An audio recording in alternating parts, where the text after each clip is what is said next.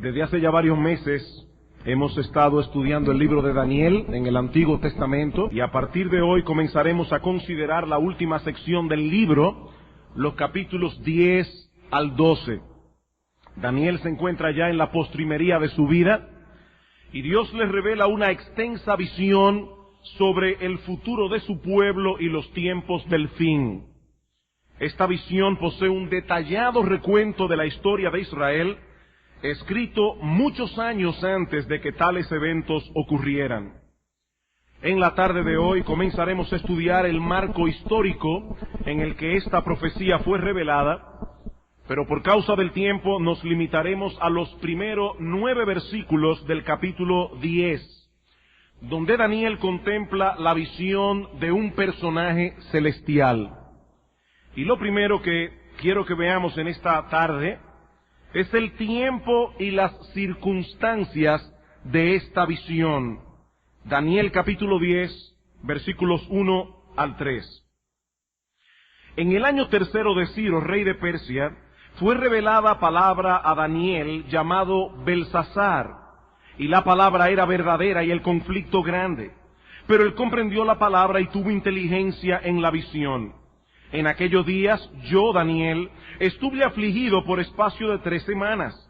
No comí manjar delicado, ni entró en mi boca carne, ni vino, ni me ungí con ungüento, hasta que se cumplieron las 3 semanas. Como ha ocurrido ya en ocasiones anteriores, lo primero que hace Daniel aquí es ubicarnos en el momento histórico en el que ocurre la visión. Dice en el versículo 1 que fue en el año tercero del reinado de Ciro, rey de Persia. Y ese detalle cronológico es de extrema importancia. Nosotros sabemos por Esdras capítulo 1, versículos 1 al 4, que es en el primer año del reinado de Ciro que este rey promulgó un edicto que permitía el retorno de los judíos cautivos a su tierra.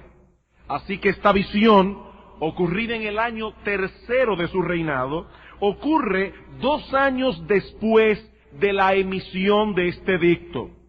50,000 judíos regresaron en ese tiempo a Jerusalén guiados por Zorobabel, y la historia ustedes pueden verla en detalles en el libro de Esdras, en los primeros capítulos del libro. En el año tercero de Ciro, estos judíos llevaban 2 años ya tratando de establecerse en la tierra de Israel y tratando de iniciar la reconstrucción del templo. La pregunta obligada que debemos hacernos es, ¿por qué Daniel no regresó con ellos? Estamos en el año tercero del rey Ciro. En el año primero fue promulgado el edicto. 50,000 judíos regresan a Israel. ¿Por qué Daniel no regresó con ellos? Recuerden que este hombre fue llevado cautivo a una nación extraña cuando tenía unos 15 años de edad. Durante más de 70 años mantuvo intacto su amor por Jerusalén y por la casa de Dios. Constantemente oraba con su rostro vuelto hacia la ciudad santa. Y vimos cómo al final del cautiverio Daniel intensificó su oración por el retorno de los judíos. Sin embargo, en el versículo 4 se nos dice que para ese tiempo él estaba a la orilla del gran río Hiddekel, es decir, a la orilla del río Tigris, que en estos días ha estado saliendo mucho en las noticias por el problema con Irak. Si ustedes ven en un mapa se darán cuenta que el río Tigris está a unos 900 kilómetros lejos de Israel. Es obvio que Daniel no regresó con los cautivos y la pregunta es ¿por qué? ¿Por qué? Bueno, la Biblia no nos da ninguna respuesta, pero creo que podemos aventurarnos a suponer al menos 3 cosas. En primer lugar, que Daniel no pudo hacer el viaje por causa de su edad. Daniel tenía para ese tiempo unos 87 años de edad. Y aquí no estamos hablando únicamente del viaje.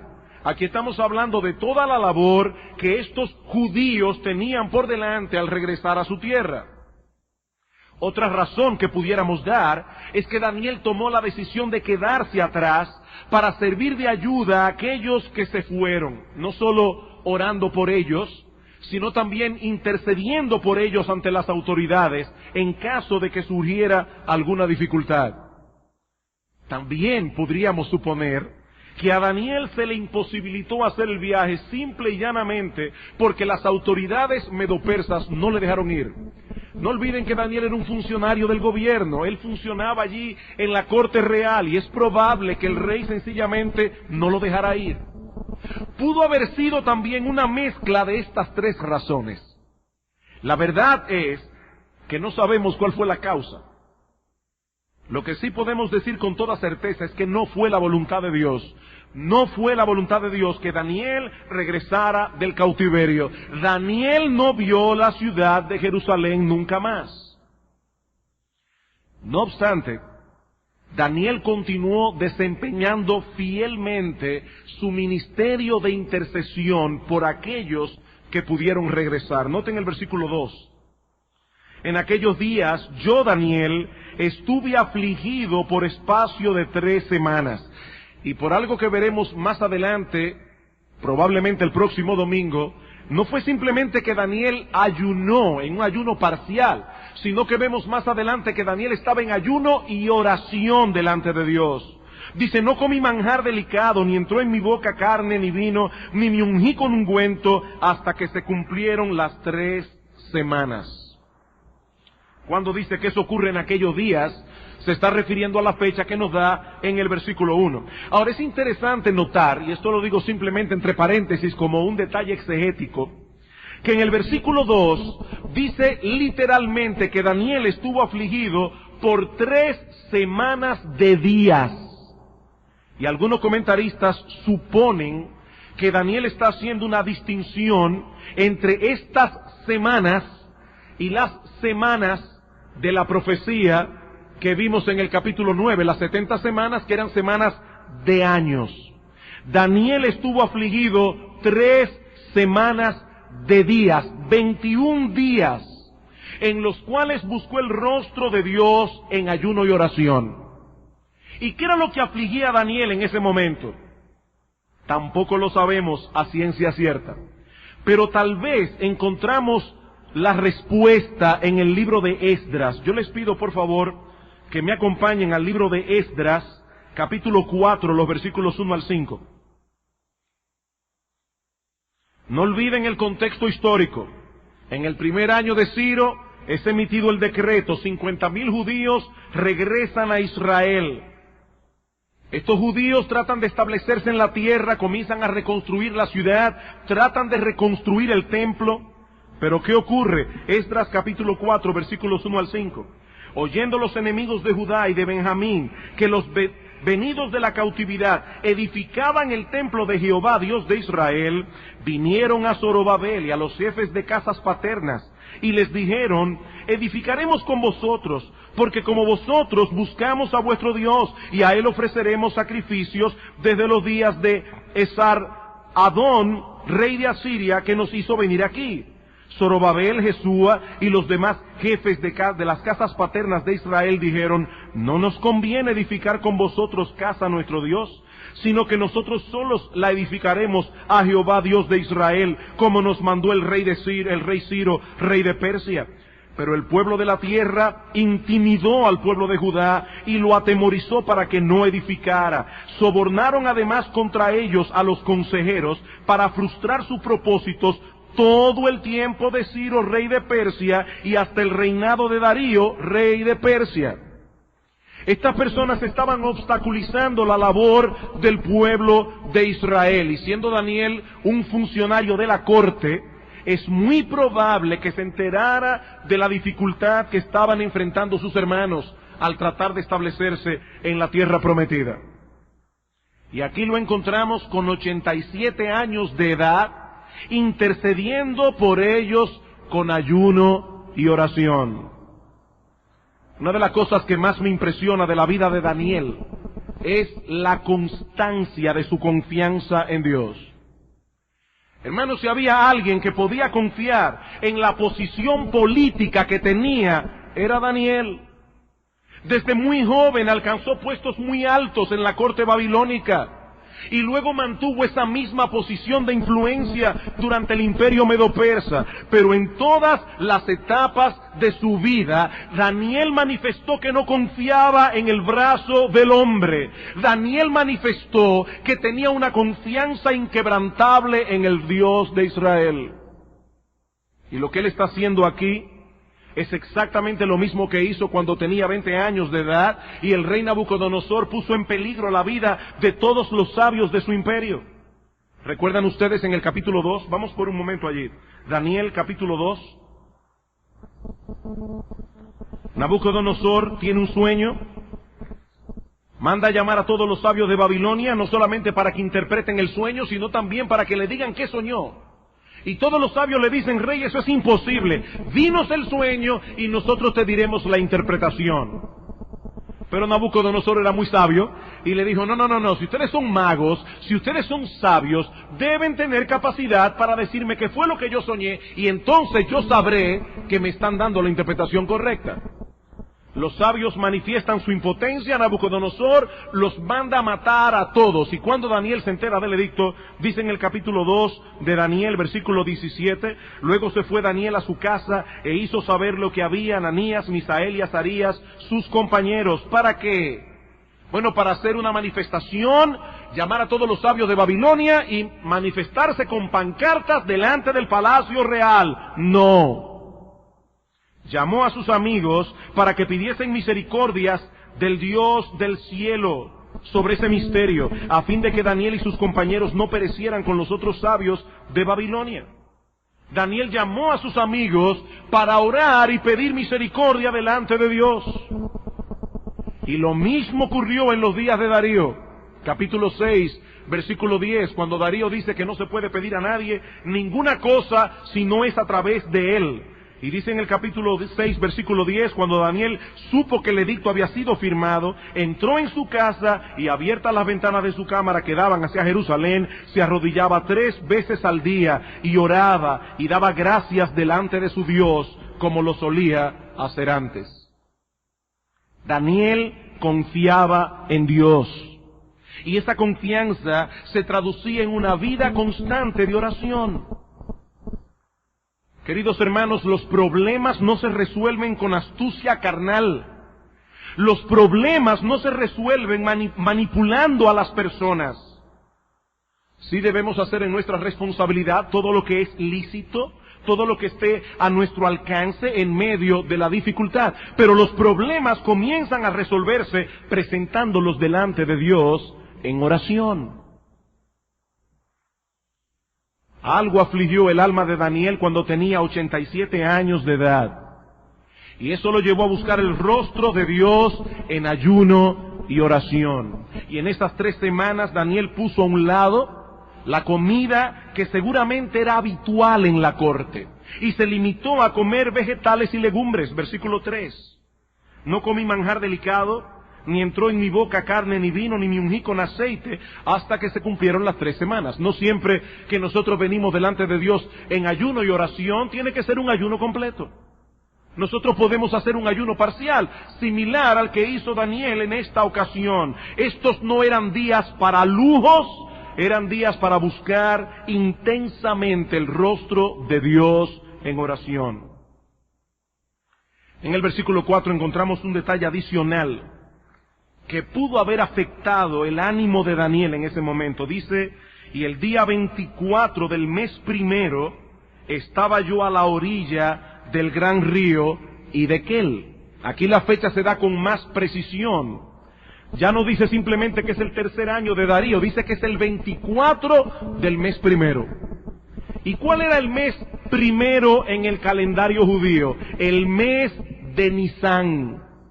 ¿Y qué particularidad tenía este mes en el calendario festivo del pueblo de Israel? Que en el día 14 de Nisán se celebraba la Pascua. Y del día 15 al 21 se celebraba la fiesta de los panes sin levadura. Así que esta visión tuvo lugar aparentemente 3 días después de que hubiesen pasado estas 2 fiestas. Ahora, si el ayuno coincidió con esa fecha, nosotros podemos suponer cómo estaba el alma de Daniel en este momento. Israel debía estar gozando, con gozo, recordando aquella noche en que Dios los libró milagrosamente de la esclavitud en Egipto. Pero estaban experimentando más bien muchísimas dificultades y oposición para establecerse en su tierra otra vez. Y Daniel no podía reaccionar con indiferencia ante estas cosas. Aunque él confiaba en la soberanía de Dios, estas cosas entristecían profundamente su corazón. Y esto nos enseña algo muy importante.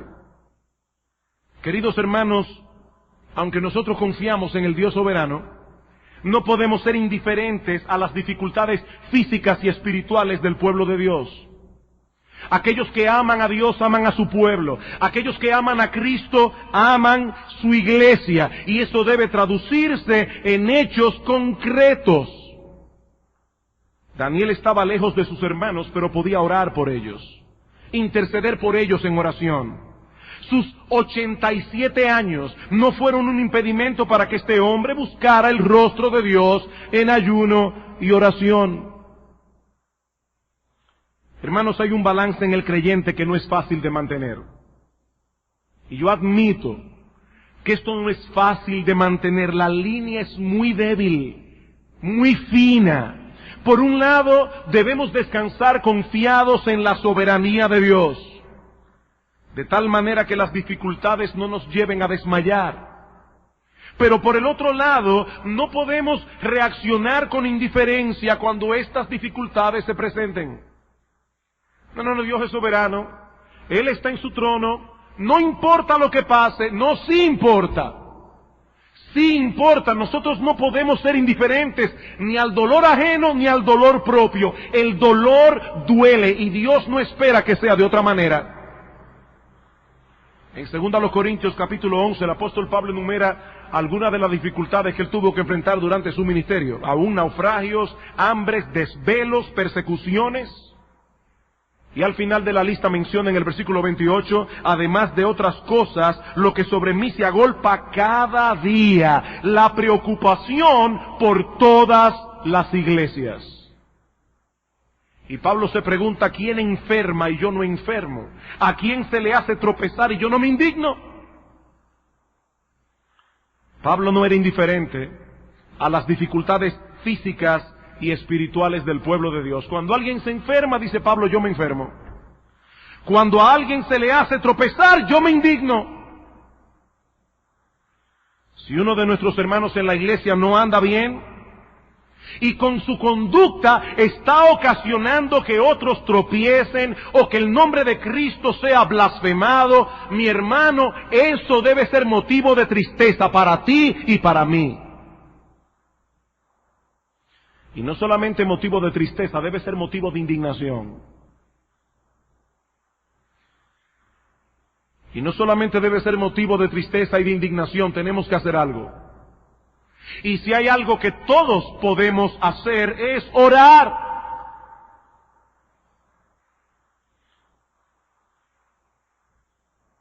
No les voy a negar, hermanos, y le comentaba algo de esto a mi esposa anoche. Qué difícil fue para mí en esta semana presentarme delante de este texto. Qué difícil. El ejemplo de Daniel es como una bofetada en nuestra cara. Hermanos, ¿qué excusa nosotros podemos poner delante de Dios para descuidar nuestros deberes espirituales? Cuando nos encontramos en este texto con un hombre de 87 años de edad, orando y ayunando, intercediendo, suplicando y rogando por el pueblo de Dios. ¿Qué excusa podemos poner nosotros? Y Daniel no era solamente un anciano, era un hombre muy ocupado. ¿Dónde estaba Daniel? A orillas del río Tigris. Y este río no solamente estaba lejos de Israel, este río también estaba lejos de la ciudad donde estaba la capital del imperio medo-persa en aquellos días. Y muchos se preguntan, ¿qué hacía Daniel tan lejos? Bueno, algunos presuponen que estaba allí cumpliendo con alguna responsabilidad administrativa.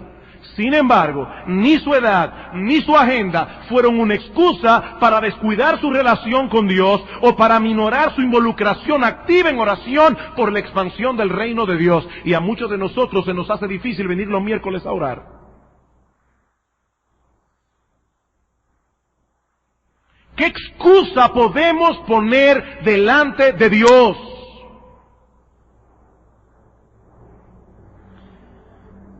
Mi amado hermano, si tú has sido comprado con la sangre de Cristo y vas camino al cielo, dice la Escritura que tú y yo debemos buscar primeramente el reino de Dios y su justicia. Esa debe ser nuestra prioridad, y esa prioridad debe evidenciarse en nuestra vida de oración. No todos pueden predicar la palabra, no todos pueden pastorear la iglesia, no todos pueden servir en todos los ministerios, pero todos podemos orar por los que predican, todos podemos orar por los que pastorean, todos podemos orar por los que sirven. ¿Y cuánta necesidad tiene la iglesia de Cristo de hombres que peleen contra el diablo de rodillas en oración? Hoy día se quiere tapar el sol con un dedo. Y la debilidad de la iglesia se está queriendo suplir a través de programas.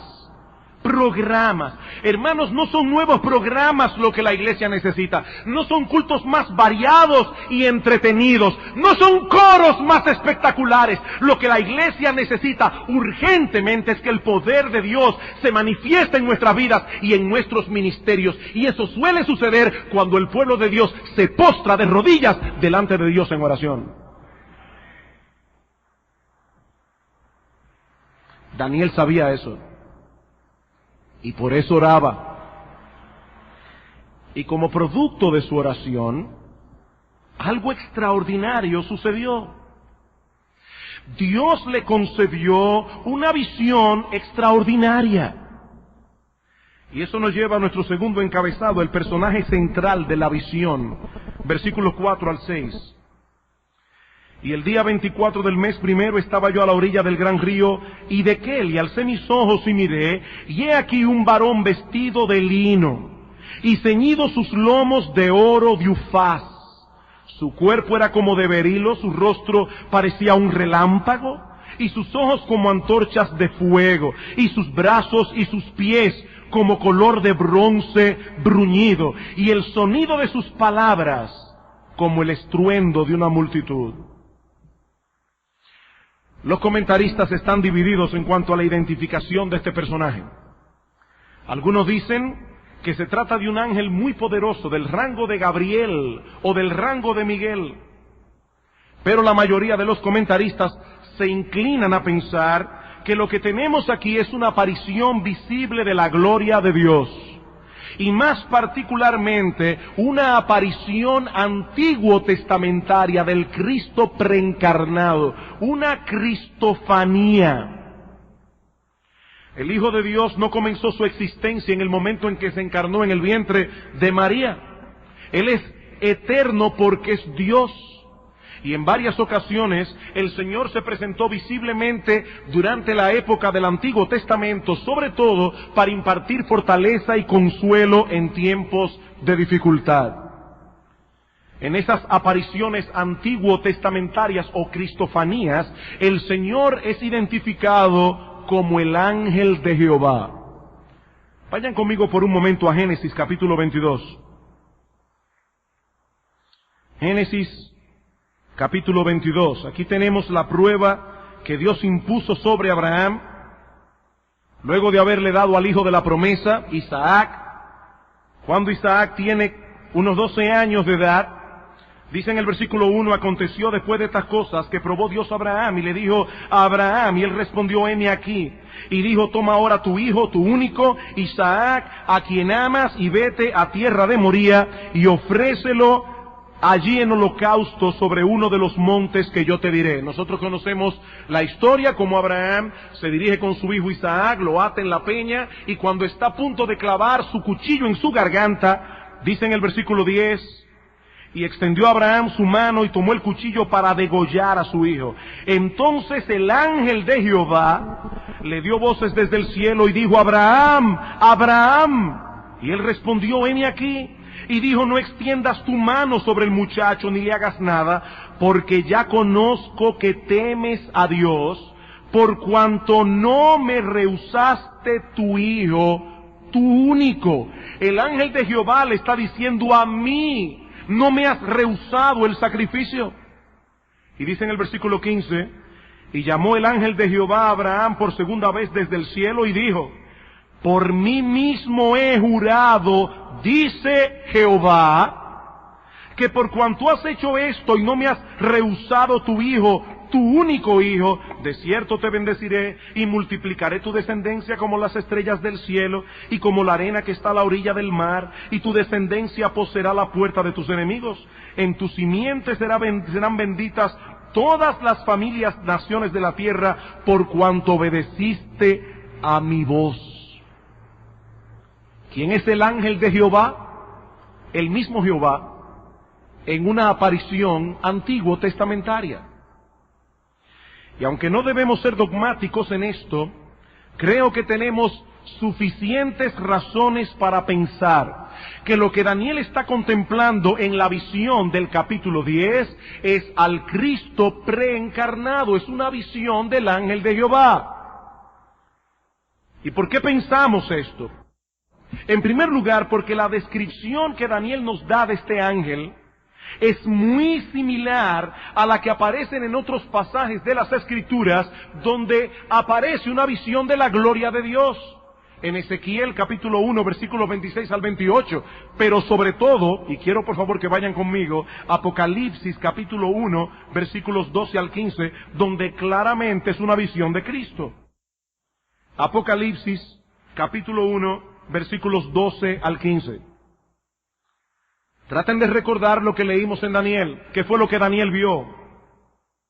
Dice en el capítulo 1, versículo 2: y me volví para ver la voz que hablaba conmigo, y vuelto vi 7 candeleros de oro, y en medio de los 7 candeleros a uno semejante al Hijo del Hombre, vestido de una ropa que llegaba hasta los pies, ceñido por el pecho con un cinto de oro. Su cabeza y sus cabellos eran blancos como blanca lana, como nieve, sus ojos como llama de fuego, sus pies semejantes al bronce bruñido, refulgente como en un horno, y su voz como estruendo de muchas aguas.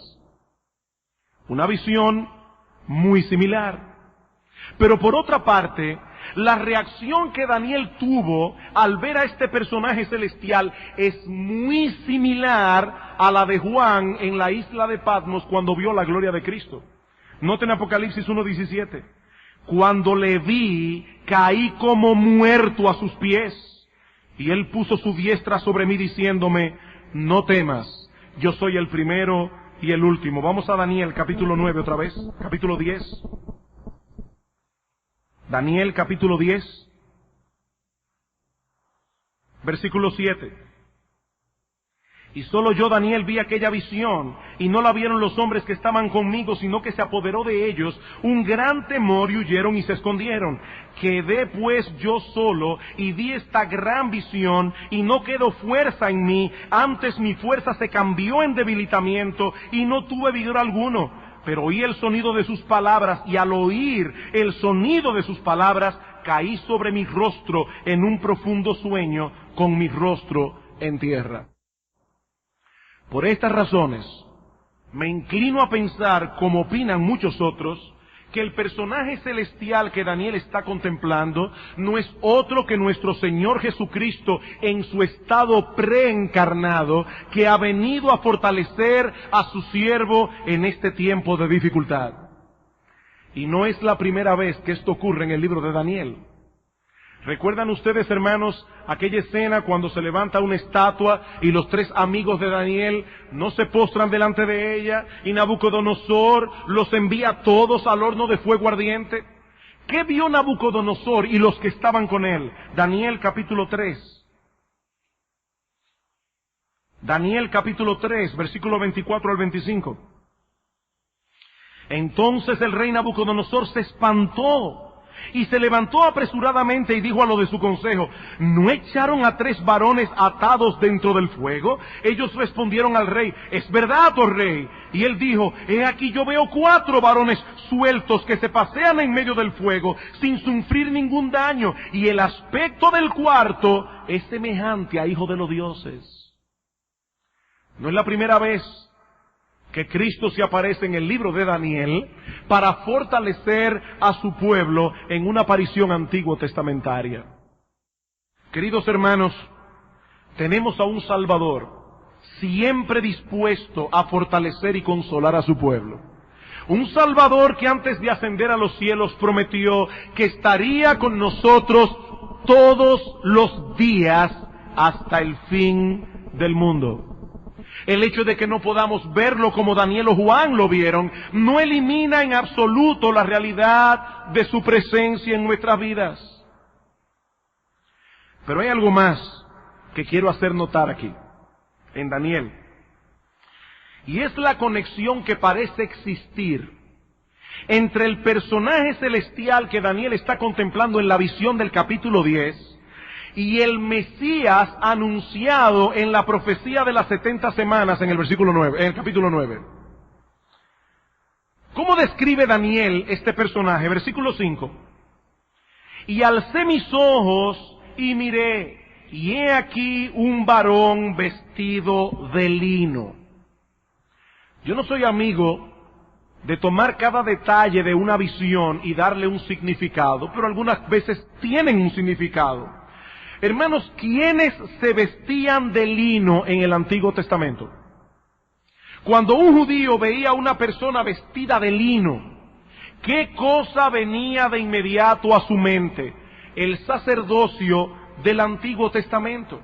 Porque eran primordialmente los sacerdotes quienes se vestían de lino el día en que ellos iban a entrar en el templo, en el lugar santo. Yo no tengo tiempo ahora, pero pueden ver en Éxodo capítulo 28, versículos 39 al 43, Levítico capítulo 6, versículo 10, y Levítico capítulo 16, entre otros capítulos de la Biblia. El hecho de que este personaje estuviese vestido de lino sugiere de inmediato una conexión con la labor de los sacerdotes. ¿Y cuál era la labor esencial de los sacerdotes en el antiguo pacto? Presentar sacrificios delante de Dios e interceder por el pueblo para la remisión de los pecados.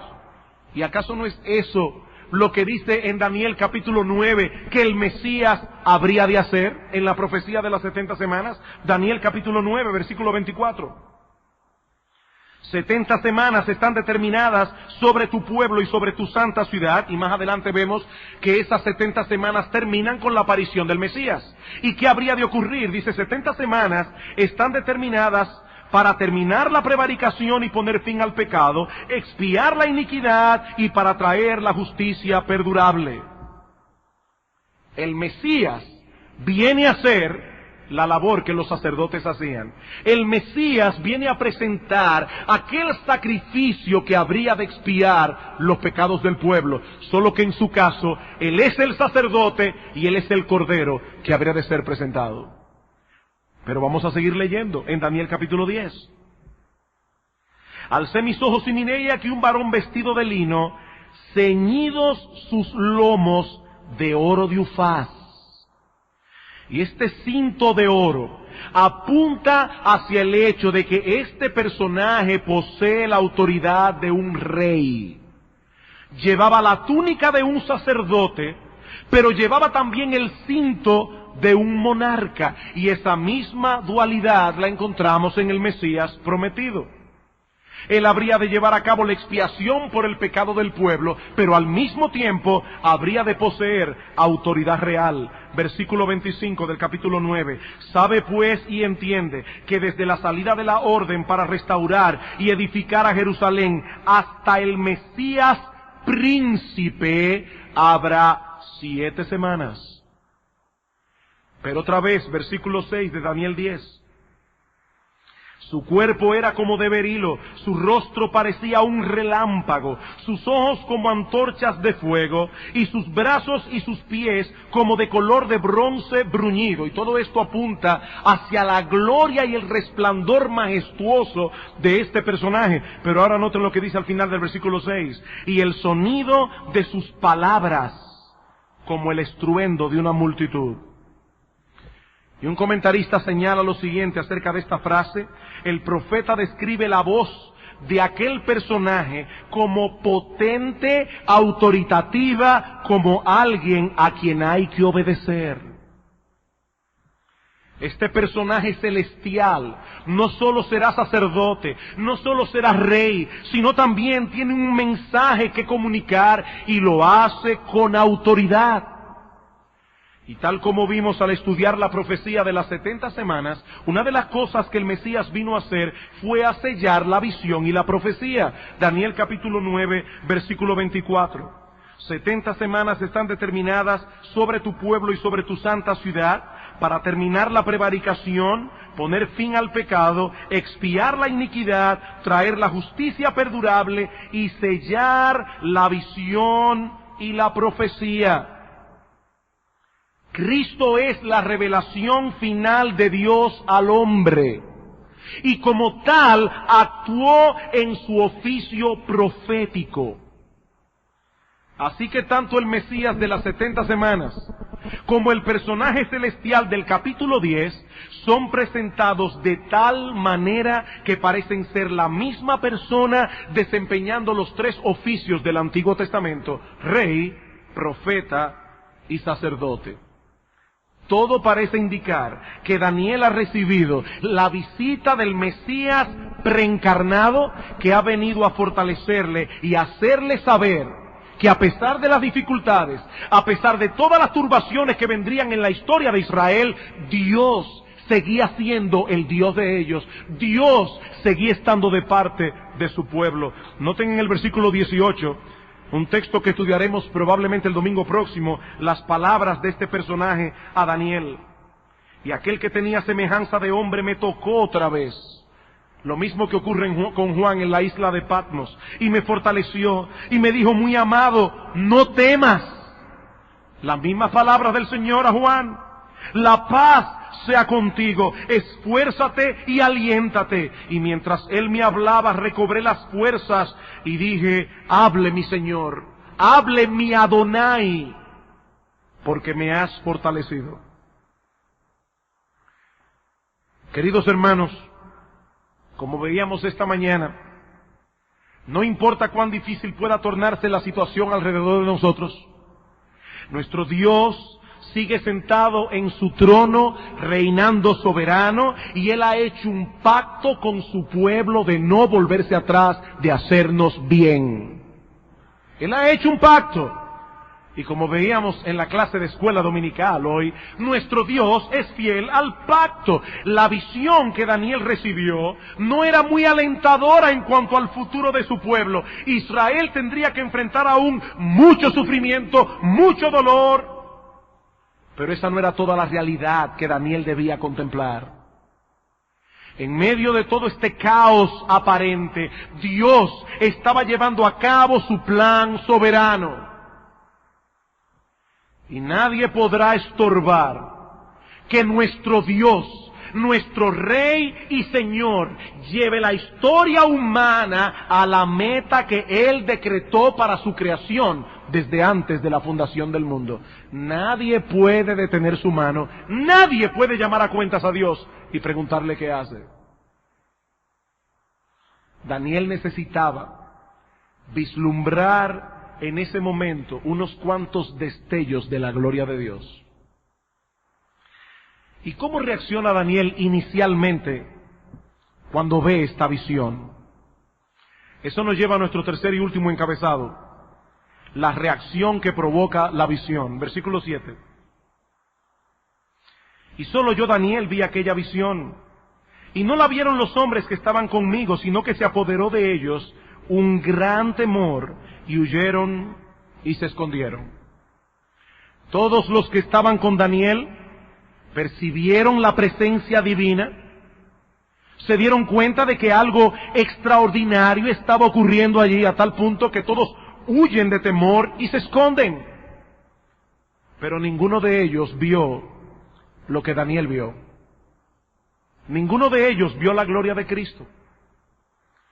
Hermanos, se necesita una naturaleza espiritual para poder contemplar las cosas espirituales. Y aunque ya Dios no se revela a los suyos a través de visiones, este principio sigue vigente. ¿Qué dice el apóstol Pablo en 1 Corintios capítulo 2, versículo 14? El hombre natural no percibe las cosas que son del Espíritu de Dios, porque para él son locura y no las puede entender, porque se han de discernir espiritualmente. Nosotros venimos a la iglesia, escuchamos la palabra de Dios, nuestros corazones arden mientras el pastor está abriendo la escritura delante de nosotros. Cuando estamos cantando himnos y el Espíritu de Dios está ministrando a nuestros corazones, tomando la palabra de los himnos y aplicándola a nuestro corazón en nuestra situación particular, nosotros estamos gozosos y alegres porque estamos en la presencia de Dios. Y cómo quisiéramos que todos los inconversos que están con nosotros experimenten exactamente lo mismo que nosotros estamos experimentando, pero no lo pueden experimentar. Para ellos es locura.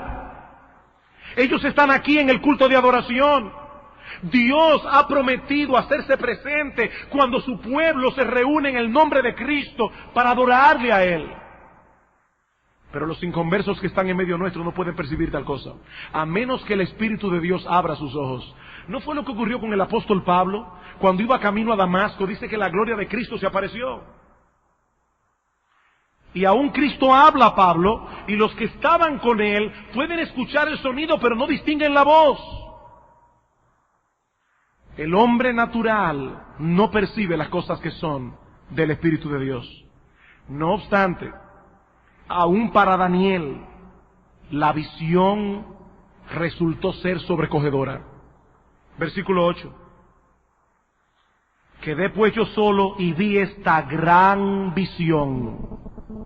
Y no quedó fuerza en mí, antes mi fuerza se cambió en desfallecimiento y no tuve vigor alguno.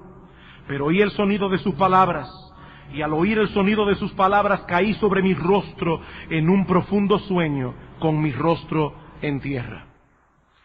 El impacto fue tan fuerte que Daniel quedó físicamente exhausto y debilitado. La visión de la gloria de Dios es algo que ningún ser humano puede contemplar con indiferencia. Y los casos bíblicos abundan, aparte del de Daniel, para probar el punto. ¿Recuerdan Isaías, en el capítulo 6? Dice que tuvo una visión de la gloria del Señor. Vio querubines que alrededor del trono gritaban: Santo, Santo, Santo, Jehová de los ejércitos, toda la tierra está llena de tu gloria. ¿Cuál fue la reacción de Isaías? Dice que sintió que estaba deshecho en su interior y dijo: ¡ay de mí que soy muerto! Y la palabra hebrea es mucho más fuerte. Isaías dijo: ¡ay de mí, soy deshecho! Voy a ser pulverizado, porque siendo un hombre de labios inmundos y habitando en medio de un pueblo que tiene labios inmundos, han visto mis ojos al Rey. ¿Qué pasó con el apóstol Pedro? Lo estudiamos hace unos domingos atrás, en Lucas capítulo 5. Pedro está en la barca con el Señor Jesucristo. El Señor le dice: Pedro, boga mar afuera y echa tu red para pescar. Nosotros aquí recordamos la historia porque la predicamos hace poco. Pedro finalmente dice: bueno, Señor, aunque yo pasé la noche entera pescando y no cogí ni un gupi, en tu palabra echaré la red. Y dice que la red tenía tantos peces que éstas se rompían. Por supuesto, Pedro, en su forma de ser, su reacción inicial es: vengan a ayudarnos con todos estos peces. Hasta que finalmente Pedro entiende lo que está pasando allí.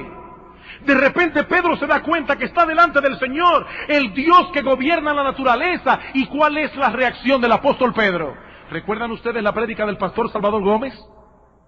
¿Cuál fue la reacción de Pedro? ¡Wow, Señor! Vamos a hacer una compañía tú y yo. Esto es fantástico. Una compañía pesquera. Déjame meterle número. Yo creo que en 2 semanas somos millonarios. ¿Cuál fue la reacción del apóstol Pedro? Apártate de mí, Señor. Yo soy un hombre pecador.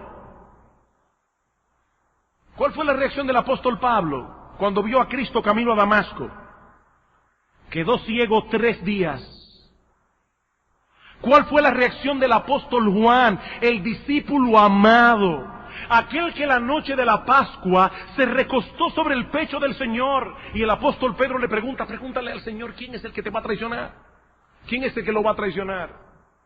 ¿Y cuál es la reacción de Juan cuando ve al Cristo glorificado en la isla de Patmos? Dice, yo caí como muerto a sus pies.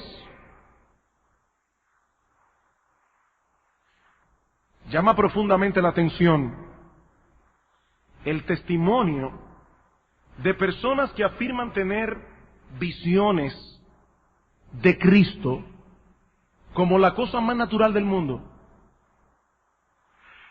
Leí en estos días algo que le pasó a John MacArthur, que alguien lo estaba esperando cuando terminara el culto de adoración y le dijo, wow, ¿sabes lo que me pasó en estos días? Me estaba afeitando y de repente Cristo entró por la puerta de la ventana y comenzamos a hablar. Y MacArthur le dijo, déjame hacerte una pregunta, ¿y tú seguiste afeitándote? Hermanos, ningún ser humano puede soportar en este cuerpo de carne tener una visión de la gloria de Dios. Yo no sé qué es lo que esta gente ve, pero no es lo que esta gente vio. Yo no sé qué es lo que ellos ven, pero yo les aseguro, hermanos, no es lo que vio Daniel, no es lo que vio Isaías, no es lo que vio Juan, ni Pablo, ni Pedro. Queridos hermanos, nuestro Dios es un ser lleno de gloria y de majestad, y nosotros somos débiles criaturas. El hecho de que no tengamos hoy la clase de visión que estos hombres tuvieron, porque ya no es necesario, porque la Escritura está completa, eso no le quita a Dios ni un ápice de su gloria. Nuestro Dios es digno de ser temido, Él es digno de ser adorado y reverenciado con temor y con temblor. No, pastor, eso era en el Antiguo Testamento. No. Es en el Nuevo Testamento donde dice que Dios es fuego consumidor. Es en el Nuevo Testamento que el apóstol Pedro dice en Primera de Pedro, capítulo 1, versículo 17, que si invocamos por Padre a aquel que sin acepción de personas juzga según la obra de cada uno, conducíos en temor todo el tiempo de vuestra peregrinación. Pero pastor, ¿cómo yo puedo conjugar ese temor reverente con la confianza que supuestamente debo tenerle a Dios? Mi hermano, ambas realidades deben estar delante de nuestros ojos si queremos relacionarnos con Dios de una manera apropiada. Nuestro Dios es fuego consumidor, nuestro Dios es santo, justo, todopoderoso, pero al mismo tiempo es bueno, compasivo y perdonador. ¿Saben en qué punto se unen estas dos cosas? ¿Saben en qué punto se unen estas dos realidades? En la persona y la obra de nuestro gran Dios y Salvador Jesucristo. El pecado sigue siendo odioso y aborrecible a los ojos de Dios, pero en Cristo hay perdón para todo aquel que cree. Porque estamos en Cristo, porque su sangre nos limpia de todo pecado, podemos acercarnos a Dios con confianza, como un hijo lo hace delante de un padre. Pero mis hermanos queridos, eso no elimina la realidad de que Dios es Dios, lleno de gloria y de majestad, y por eso combinamos la confianza con la reverencia. De hecho, contrario a lo que muchos podrían pensar, ambos factores, en vez de afectarse negativamente el uno al otro, más bien se alimentan y se fortalecen mutuamente. Cuando contemplamos a Dios como un ser majestuoso, glorioso, digno de ser temido y reverenciado, pero al mismo tiempo consideramos el hecho de que ese Dios nos concede en Cristo el privilegio de conocerle, de tener comunión íntima con Él. Hermanos, ¿qué debe producir eso en nosotros?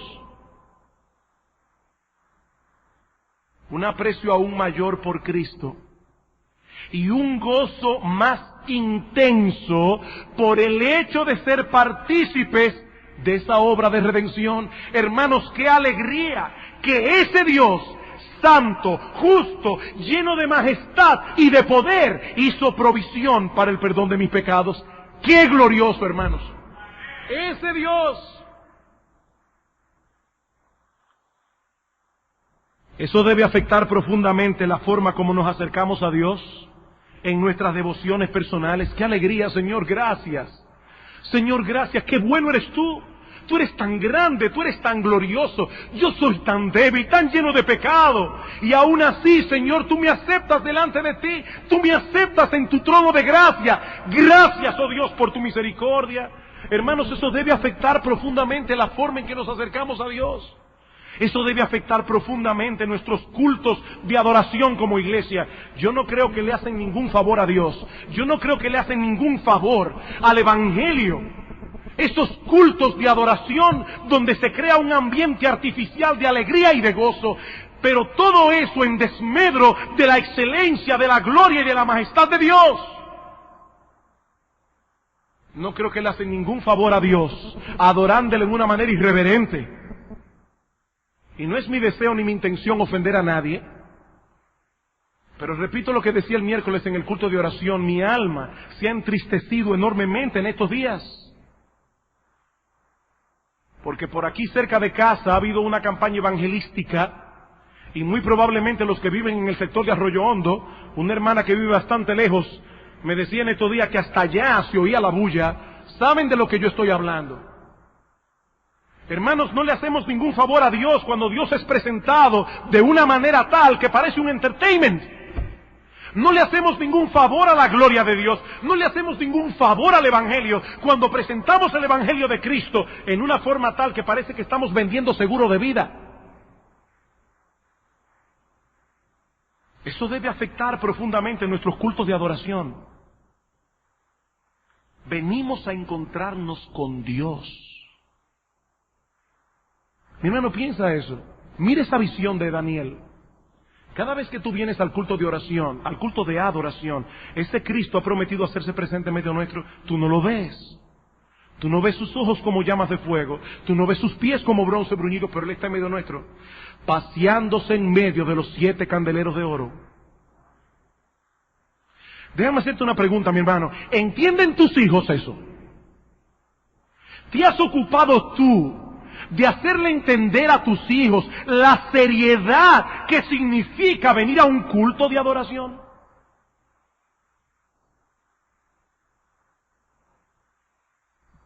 Pero eso no solamente debe afectar nuestros devocionales, no solamente debe afectar nuestros cultos, hermanos, eso debe afectar toda nuestra vida. Porque nosotros vivimos cada día, cada minuto, cada segundo delante de ese Dios. Delante de ese Dios. Nunca nos cansaremos de repetir que tratar a Dios con confianza no es lo mismo que ser unos confianzudos. Son dos cosas muy diferentes. Nuestro Dios es bueno y perdonador, grande en misericordia para con todos los que le invocan, pero es al mismo tiempo fuego consumidor. Las dos cosas. Hermano, qué alegría, qué gozo debe producir en nuestros corazones saber que ese Dios ha perdonado nuestros pecados. Qué gozo, hermano, saber que ese Dios hizo provisión para aceptarnos en su familia. Para que ahora yo pueda llamarle Padre. Padre nuestro que estás en los cielos. Oh, que el Señor nos conceda por la obra de su Espíritu que ambas realidades modelen y moderen nuestra relación con Él. Y en cuanto a ti, amigo que nos visitas en esta noche, jóvenes que están aquí, algunos de ustedes que vienen a la iglesia con sus padres domingo tras domingo. Déjame hacerte una pregunta. ¿Tú estás preparado para encontrarte con ese juez? ¿Tú estás preparado para ser juzgado por ese que tiene ojos como llamas de fuego?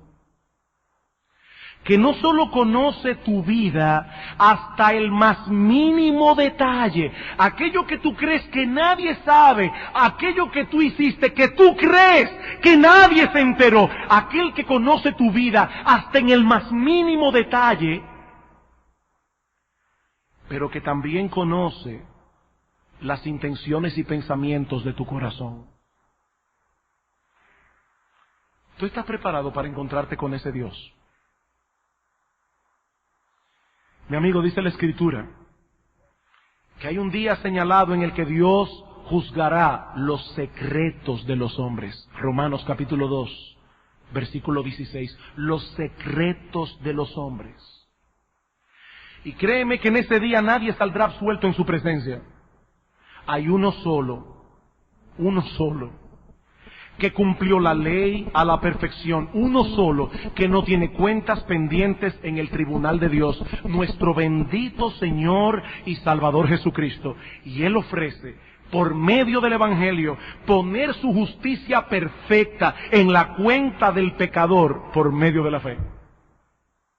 ¡Qué buena noticia! La justicia de Cristo puesta en la cuenta del pecador por medio de la fe.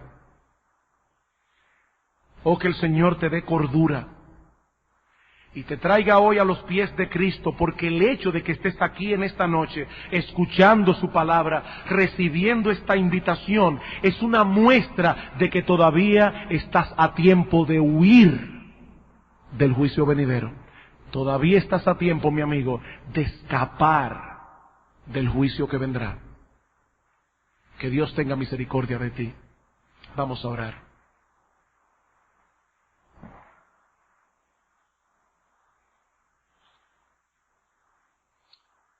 Oh Padre nuestro que estás en los cielos,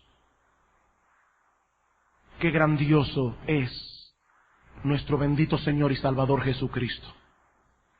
Cuánta gloria en su persona, cuánto amor manifestado en su encarnación, cuánta misericordia en su muerte en la cruz del Calvario. Señor, ¿quiénes somos nosotros para que este Rey glorioso, Rey, profeta y sacerdote, haya tomado nuestro lugar en aquella cruz? Señor, obra en nuestros corazones. Obra en nuestros corazones para que se ensanchen en amor, en fervor, en celo por la persona de nuestro bendito Señor y Salvador Jesucristo. Pero Padre, nosotros te pedimos, aquí tu iglesia reunida, te suplicamos por aquellos que están aquí en esta noche y que aún no están preparados para que ese glorioso Señor se presente delante de ellos como su juez. Y nosotros te pedimos que tú tengas de ellos misericordia. Oh Padre, ven por tu Espíritu, aplica tu palabra y reparte aquí en esta noche libremente y liberalmente, reparte arrepentimiento y fe, para que muchos pecadores en esta misma noche encuentren al Salvador que sus almas necesitan.